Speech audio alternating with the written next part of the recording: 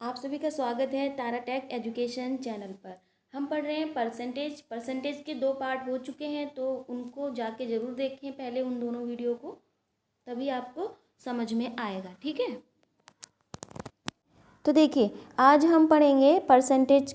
जो हमने सीखा था फ्रैक्शन से लेके उसको कैसे कन्वर्ट करते हैं। ठीक है, फ्रैक्शन से हम उसको परसेंटेज में से कन्वर्ट करते थे, ये सब सीख लिया है। तो अब हम उनको अप्लाई करना सीखेंगे। ठीक है, तो अप्लाई करने के लिए देखिए हम क्या करेंगे। सबसे पहले हम जैसे हमने कोई भी एक सम लिया गया है, जैसे अब आपको बता देती हूँ। जैसे मैंने लिया है 1, ठीक है। जैसे मैंने कोई भी नंबर ले लिया, मान लीजिए ऐसे ले लिया 500, ठीक है। तो जो 500 है, 500 हमने ऐसे ले लिया और क्वेश्चन में दिया गया है मल्टीप्लाई, इसका आपको निकालना है 50%। ठीक, 50%। तो आपको एक चीज़ अच्छे से पता होगी कि मैंने बताया है कि जो परसेंटेज होता है, जो परसेंटेज होता है उसका मतलब ये है, अगर इसको हमें हटाना है तो इसका मतलब ये है कि इसमें हम 100 से यहाँ पे डिवाइड कर देंगे, है ना, परसेंटेज हटाने के लिए। तो आपको 500 ऐसे ही लिखना है, ठीक है, इंटू और 50। आपको पता है, मैंने बताया है क्या होता है। 50% को हम क्या लिखते हैं, मैंने बहुत अच्छे से परसेंटेज कराई है ना, तो आपको अब कोई दिक्कत नहीं होगी। 50% को हम क्या लिखते हैं, 1/2। और जो नए हैं वो प्लीज़ पहले उस वीडियो को देख लें, तभी ये समझ में आएगा, है ना। तो हम इसको देखिए कितना ईजी कर लिया हमने। डायरेक्टली 50% को हमने कर लिया 1/2, क्योंकि आपको ये चीज़ पता है, मैं बता देती हूँ फिर भी। 50% है, इसको फ्रैक्शन में चेंज करना है तो हम 100 से डिवाइड करते हैं, है ना। परसेंटेज हटानी है तो हम 100 से कर देते हैं, तो ये कट करेंगे तो देखिए 1/2 ही आ रहा है ना, देखिए आप। तो इसलिए हम डायरेक्टली कर सकते हैं कि आपको पता है 50% मीन्स आधा, है ना। तो ये लर्न होता है तो बहुत ईजिली आप माइंड में ही कर सकते हैं। देखिए अब इसका आपको माइंड में ही आ जाता है ना। मैं आपको एक एक स्टेप बता रही हूँ कि जो इनिशिएटिव है, मतलब शुरू से ही अभी शुरू कर रहे हैं ना, तो उनके लिए ये पूरा डिटेल में बताया है, लेकिन आपको ये सिर्फ माइंड में करना है। ठीक, तो इस तरह से आपका आ गया है ना, तो माइंड में ही कर सकते थे। इस तरह से हम परसेंटेज को यूज़ करते हैं। अब देखिए ये ईजी है। अब हम थोड़ी सी अच्छी परसेंटेज को देखते हैं। ठीक है, ठीक है, चलिए नेक्स्ट पेज पे चलते हैं फिर। देखिए ये जो है हमारा, इस पे हम एक चीज़ और क्वेश्चन देख लेते हैं जो थोड़े से डिफ़िकल्ट टाइप के आएंगे, है ना। तो इसको हम देख लेते हैं। जैसे मान लीजिए मेरे पास कोई नंबर है, उसमें मैंने देखा कि यहाँ पे है 120, ओके, और इसको मैंने माना है 14.28, ठीक है, ये परसेंट हो गया। ठीक, अब आपको एक चीज़ ये पता है कि मैंने आपको फ्रैक्शंस में बताया था 14.28 कितने के इक्वल होता है, आपको पता है 1/7 के, है ना। ये वाला आपको ये पता है, आपको 1/7 के इक्वल होता है ये पूरा, है ना। तो इसके सिंपल आपको पता है 1/7, हम इसको कर देंगे। अब देखिए कितना ईजी हो जाता है हमें ये माइंड में लर्न होने से। 14.28 ये 1/7 के इक्वल होता है, तो हम यहाँ लिख देंगे 1/7, ठीक है। और जो नए हैं वो वीडियो देखेंगे तो उनको यहाँ पे डायरेक्टली समझ में नहीं आएगा, तो पहले पार्ट 1 और पार्ट 2 भी देख लें प्लेलिस्ट में।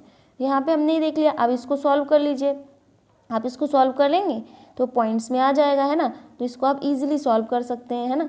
तो इसको करके देख लीजिए, है ना। तो इसको सॉल्व करेंगे और इसी तरह से बहुत ईजी है। नेक्स्ट हम देख लेते हैं। नेक्स्ट हमारा क्वेश्चन है, एक चीज़ और ध्यान देते हैं। जैसे मान लीजिए आपको किसी भी क्वेश्चन में दिया गया है, इस तरह से दिया गया है, मान लीजिए आपको 15, ठीक है, इंटू 25%, ठीक है, इस तरह से दिया गया है। और आपको दिया है यहाँ पे, इसको देखा, इसको सॉल्व करना है ना। ये सिंप्लीफिकेशन में आएगा इस टाइप से, क्योंकि परसेंटेज हर जगह यूज़ होती है। तो आपको एक चीज़ पता होनी चाहिए कि इसको हम डायरेक्टली, ये जो परसेंटेज है अगर ये मल्टीप्लाई में हो रहा है तो ये परसेंटेज को हम एक बार किसी के साथ शिफ्ट कर सकते हैं। यानी 25% को हम ये भी लिख सकते हैं 15, और ये जो परसेंट है वो इसके साथ लगा दीजिए आप, ठीक। और मल्टीप्लाई में है, आप 25 को ऐसे लिख सकते हैं सिर्फ, है ना। क्यों, क्योंकि आपको पता चल गया कि अगर मल्टीप्लाई हो रही है तो परसेंटेज किसी एक के साथ हम एक्सचेंज कर सकते हैं, है ना। जैसे 15% कर दिया, 25 को सिंपल नंबर रहने दिया। तो आप ये चीज़ बहुत ध्यान रखिएगा, क्योंकि ये सिंप्लीफिकेशन में बहुत यूज़ होता है। तो आप ईजिली कर सकते हैं ना। तो किसी को भी आप कर दीजिए। 15% का आपको पता है 15% किसके इक्वल होता है, बताइए। मैंने आपको बताया था 15% 3/20 के इक्वल होता है ना। तो आप 3/20 कर लेंगे, ठीक है। और यहाँ पे मल्टीप्लाई 25। तो इस तरह से आप इसको कैंसिल कर सकते हैं, 4 से जाएगा और ये 5, ठीक। तो ये आ जाएगा आपके सामने 20/4, सॉरी 15 यहाँ 15 आपका क्या आ जाएगा, 15/4 आप लिख लीजिए यहाँ पे 15/4।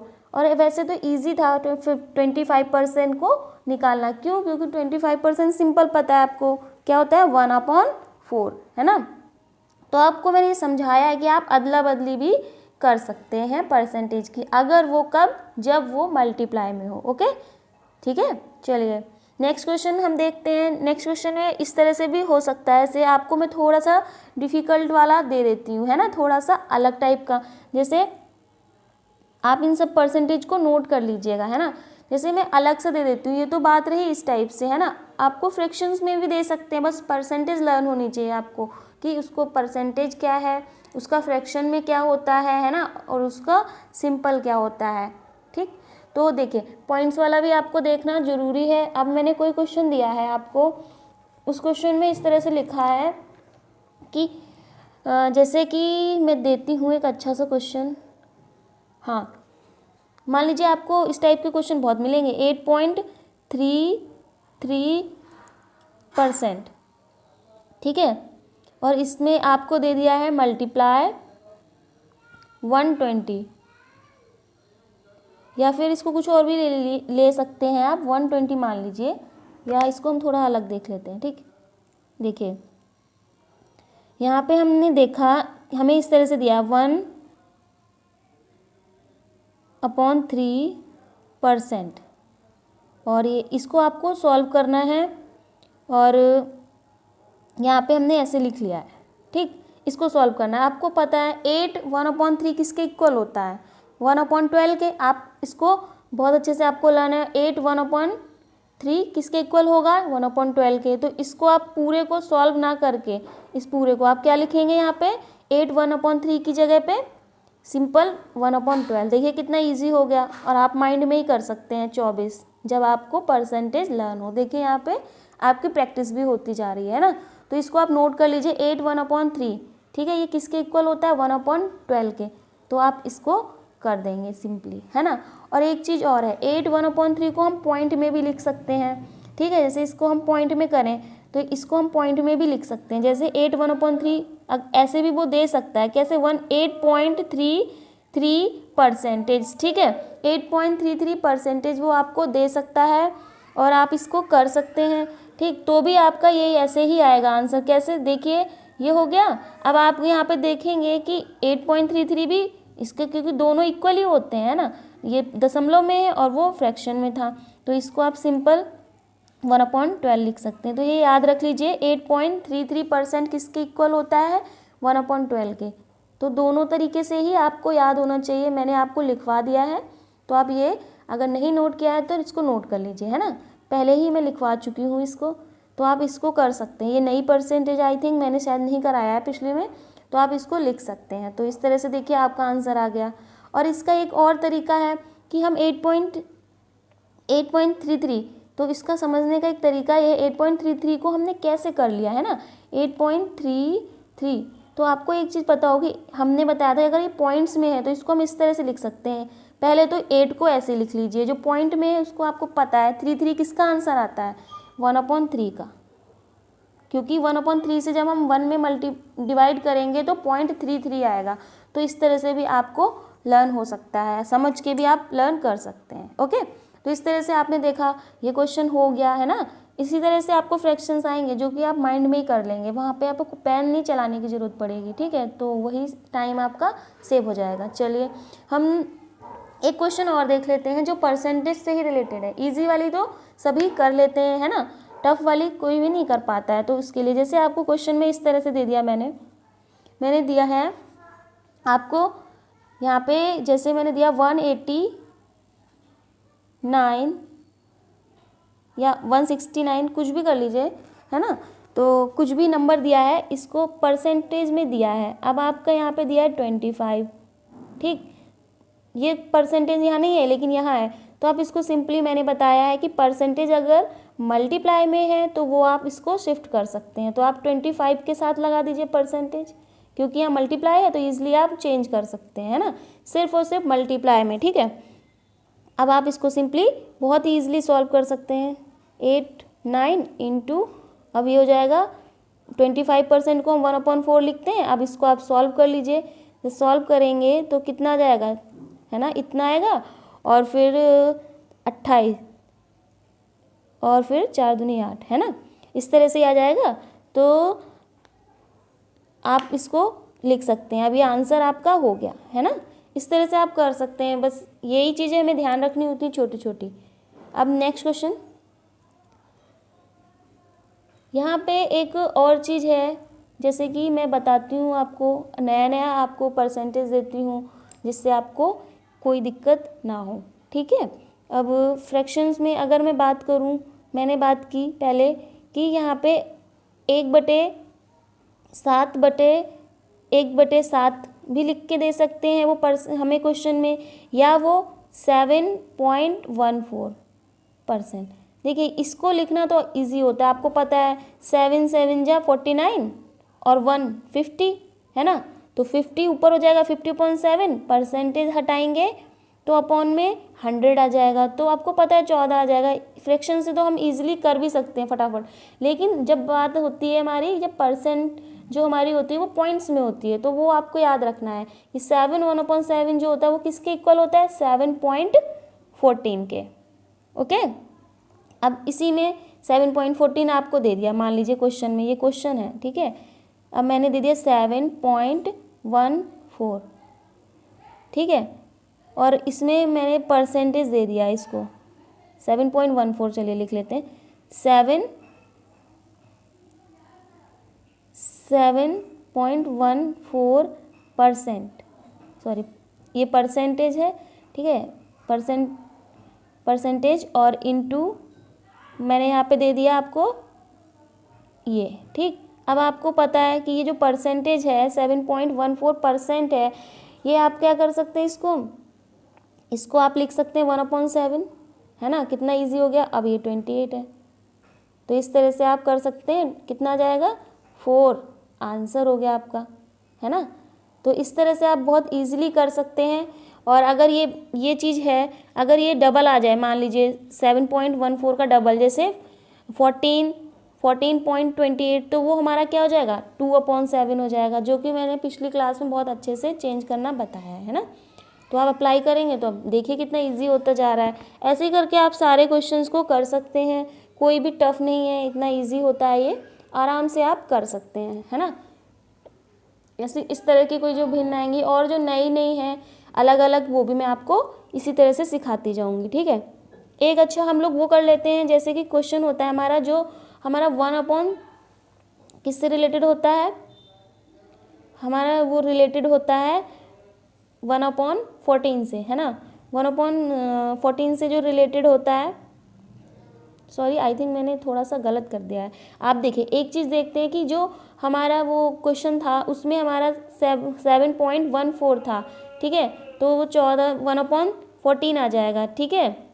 तो वो 1, जैसे हमारा यहाँ पे था 7.1 ये जो परसेंटेज था, और यहाँ पे था 28, तो जो 7 पॉइंट ये होता है, ये वाला, ये आपका सॉरी ये जो होता है ना, ये 1/14 के इक्वल होता है, ठीक है। तो वहाँ 7 नहीं करना है, 14 कर लीजिए, ये 1/14 के इक्वल होता है, ठीक है। तो इसको जब हम लिखेंगे तो ये हमारा आ जाएगा 20, तो यहाँ पे 2 आएगा, उसको करेक्ट कर लीजिएगा पिछला क्वेश्चन को, है ना। चलिए नेक्स्ट क्वेश्चन देख लेते हैं।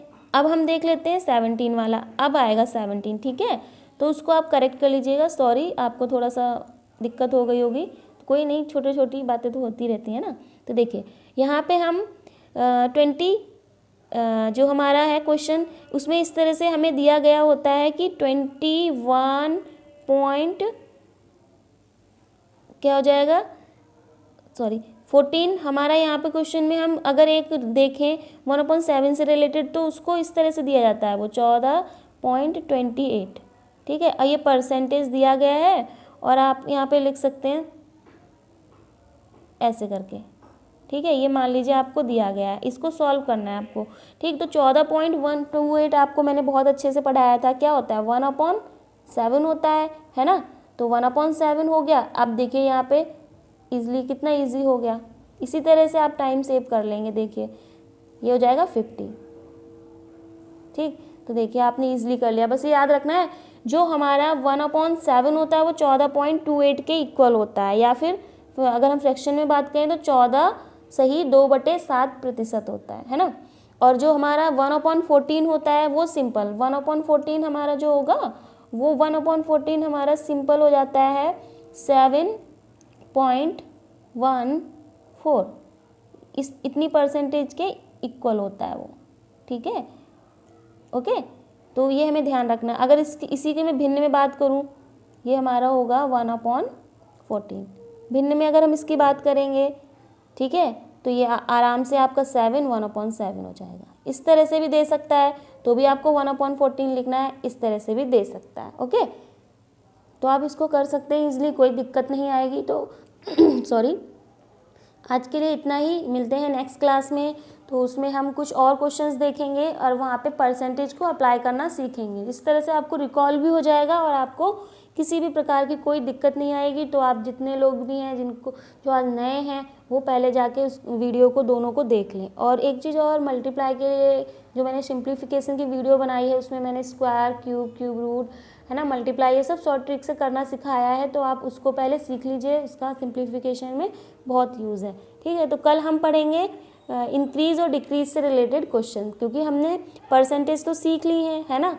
अब हमें कोई दिक्कत तो होगी नहीं, और उसको रिकॉल एक बार ज़रूर करें, ठीक है। एक बार आप क्लास में आने से पहले उसे रिकॉल कर लें और फिर यहाँ पे अप्लाई करेंगे तो कोई दिक्कत नहीं आएगी, बहुत ही ईजिली हो जाएगा। तो आज के लिए इतना ही। मिलते हैं नेक्स्ट क्लास में कुछ नए क्वेश्चंस के साथ। तब तक के लिए आप इसी तरह से पढ़ते रहिए और खुश रहिए एंड घर पे ही रहिए, सेफ रहिए।